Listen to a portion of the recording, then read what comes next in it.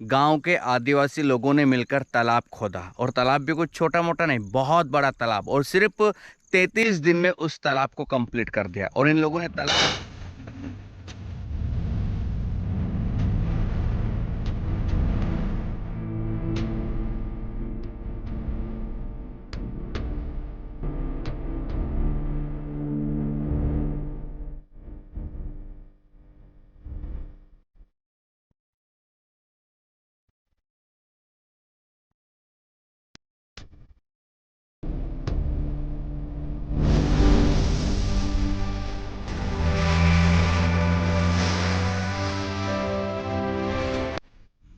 तो दोस्तों, खेड़ा गांव के जिस वन में मैं आ चुका हूं, वहां गजब का नज़ारा है। चारों तरफ शानदार ही शानदार नज़ारा आपको देखने को मिलेगा, हरियाली ही हरियाली। अब मैं सबसे टॉप पर आ चुका हूं और इस टॉप से मैं आपको नीचे का नज़ारा दिखाना चाहता हूं। ये देखिए,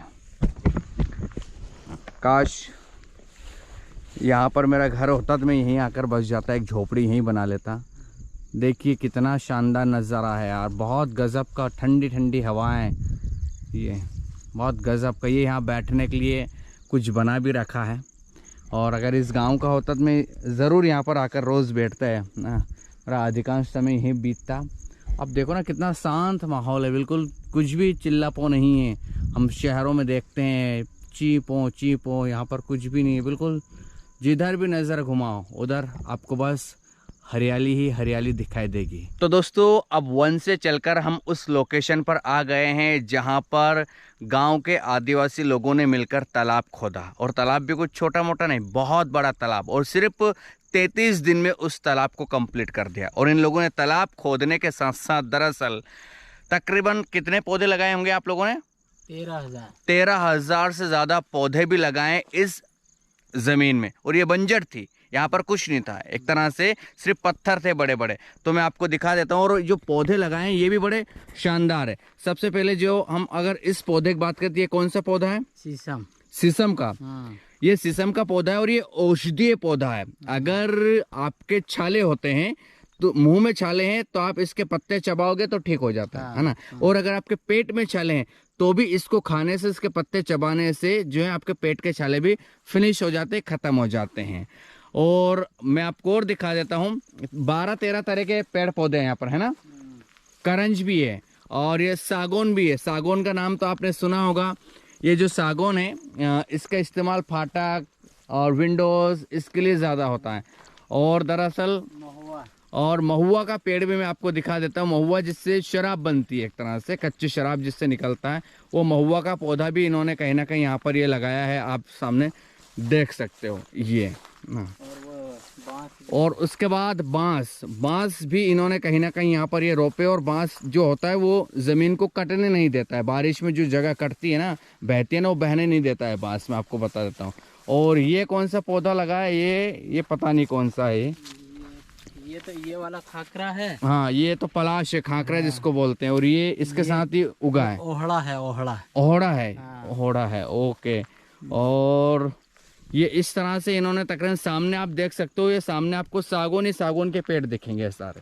ये बांस का एरिया है टोटल आगे। वो, और उससे आगे अगर हम जाएंगे तो पूरे बांस ही बांस आपको दिखाई देंगे। आंवले वाला एरिया है। और वो आंवले वाला एरिया है। और मतलब अलग अलग एरियाज इन्होंने बांट रखे हैं। अब मैं आपको दिखा देता हूँ इन्होंने जो तालाब खोदा गांव के लोगों ने, वो दिखाता हूँ कि आखिरकार कितना बड़ा तालाब है। और पिछली बार जब हम यहाँ पर आए थे तो यह तालाब काफ़ी भरा हुआ था, क्योंकि उस वक्त काफ़ी बारिश हो रही थी। लेकिन इस बार बारिश बहुत कम इधर हो रही है, जिसकी बदौलत कह सकते हैं कि पानी इस तालाब में बहुत कम है। तो मैं आपको तालाब दिखा देता हूं। तो ये मेरे सामने आप देख सकते हो, ये आपको पूरा व्यू यहाँ से नहीं दिखेगा, आपको पूरा व्यू मैं दिखाता हूं उधर सामने से जाकर। तो ये देखिए, यहाँ से पानी आने का रास्ता बना रखा है इन्होंने, यानी कि जो पहाड़ से पानी आएगा ना, रिस के या किसी भी माध्यम से, वो इस वे से आएगा। ये जो मेरी उंगली देख सकते हो, ये जो वो सामने देख रहे हैं ना, वहां से ऊपर से जो पानी आएगा ना, वो इसके थ्रू, इस नाल के थ्रू यहाँ आएगा इस तालाब में। यानी कि पानी स्टोरेज का इन्होंने कर रखा है।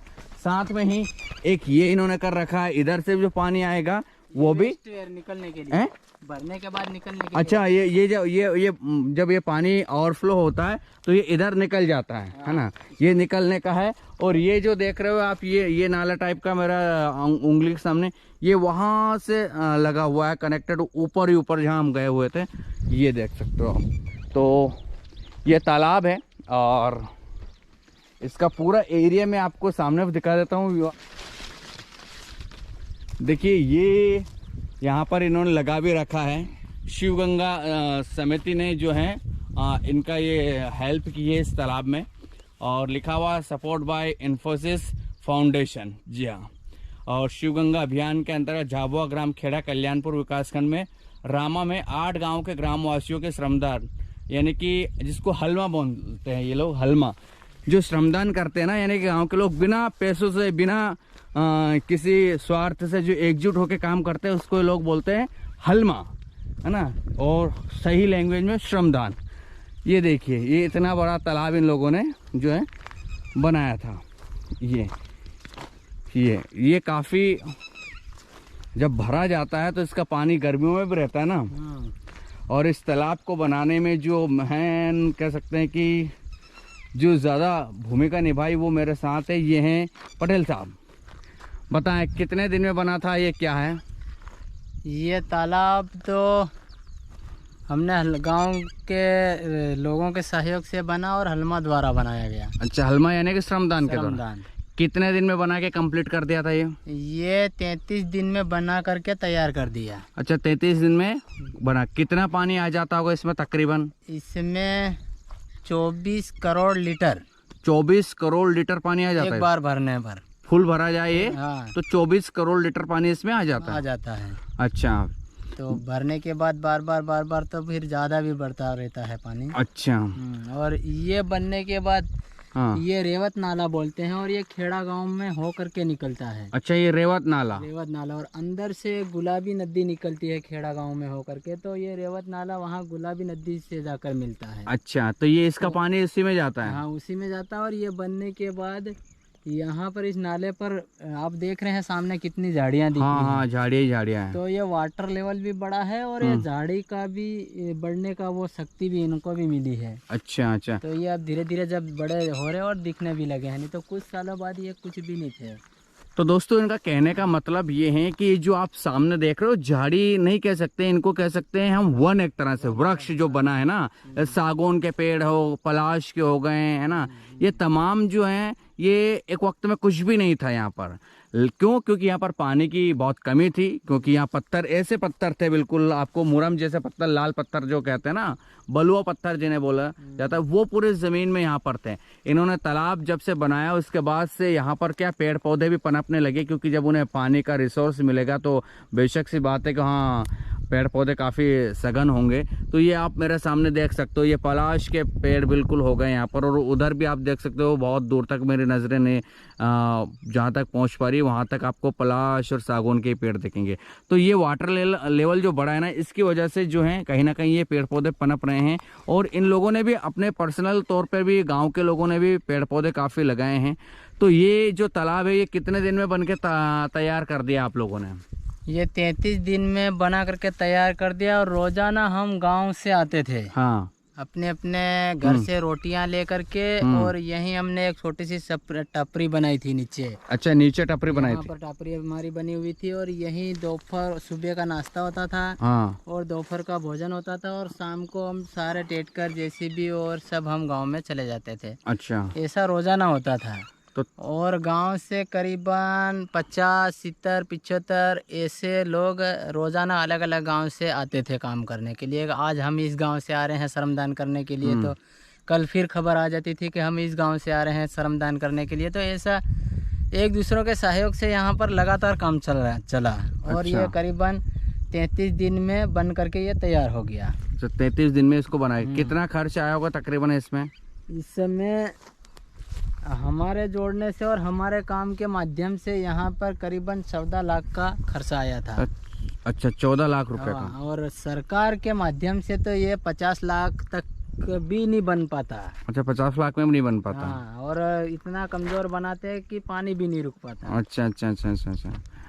तो दोस्तों, आप देख सकते हो, ये जो तालाब है, ये वाकई में ये गांव के लोगों ने ही अपना श्रमदान करके, यानी कि आपने प्रेमचंद की कहानी में श्रमदान सुना होगा, मेहनत जिसको ये लोग हलमा बोलते हैं, उसके थ्रू इसको 33 दिन में इतना बड़ा बना दिया, इतना शानदार कह सकते हैं कि खोद दिया। और इसमें तकरीबन 24 करोड़ लीटर पानी आने की क्षमता बताई जाती है।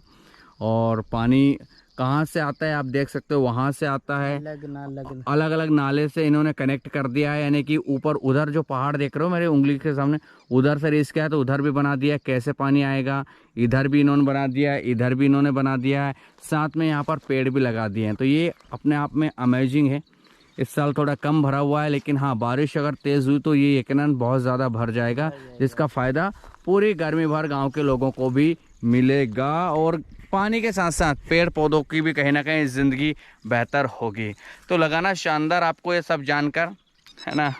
चलिए, ये कैसा लगा वीडियो ज़रूर बताइएगा। अगर आपको ठीक ठाक लगा हो तो चैनल को सब्सक्राइब कीजिएगा, लाइक कीजिएगा, शेयर कीजिएगा। चलते हैं हम दूसरी जगह।